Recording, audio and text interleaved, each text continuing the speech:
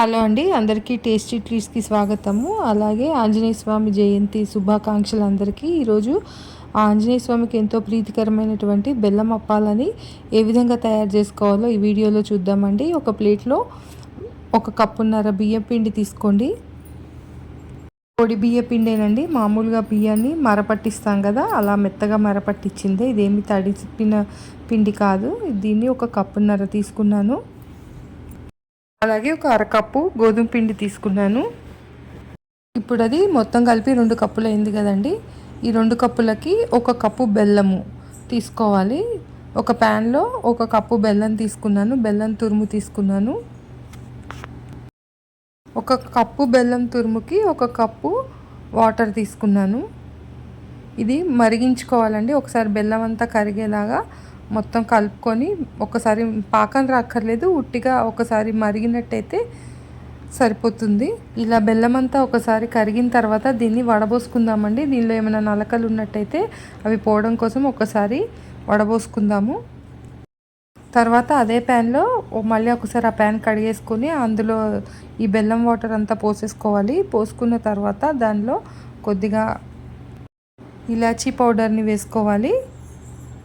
అలాగే కొద్దిగా 1 స్పూన్ అంతా నెయ్యి వేసుకోవాలండి. నెయ్యి వేసుకున్నట్టయితే ఈ అప్పాలు చాలా రుచిగా ఉంటాయి, మంచి మృదువుగా వస్తాయి. అలాగే అప్పాలు చాలా రుచిగా ఉంటాయి. అందుకని ఇక్కడ తప్పకుండా 1 స్పూన్ అంతా నెయ్యి తప్పకుండా వేసుకోవాలి. తర్వాత దానిలో మనము ముందుగానే కలిపి పెట్టుకున్న బియ్య పిండి గోధుమ పిండి మిశ్రమం ఏదైతే ఉందో అది కొద్దిగా వేసుకుంటూ కలిపేసుకోవాలండి.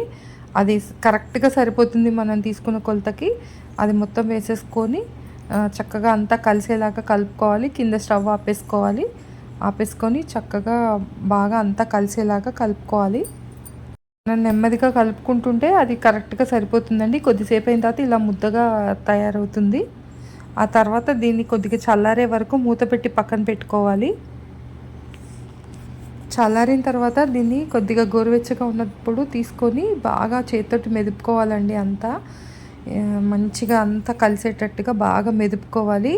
చేతికి ఏమి అంటుకోదు. ఒకవేళ అంటుకున్నట్టు అనిపించినట్టయితే మీరు కొద్దిగా చేతికి నెయ్యి రాసుకొని చక్కగా కలుపుకోండి. ఇప్పుడు మరొక ప్యాన్లో కొద్దిగా ఆయిల్ వేసి వేడెక్కనివ్వండి. ఇది వేడెక్కే లోపల అప్పాల షేప్లో తయారు చేసుకుందాము.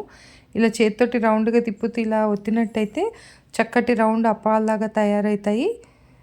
ఇవి మనకి ఎన్ని కావాలంటే అన్ని తయారు చేసుకొని పక్కన పెట్టుకోవాలి. మిగిలిన పిండిని కొద్దిగా ఒకటేసారి చాలా వేయకూడదండి. ఒక 5-6 వేసుకున్నట్టయితే మిగిలిన పిండి ఆరిపోకుండా మూత పెట్టుకోవాలి.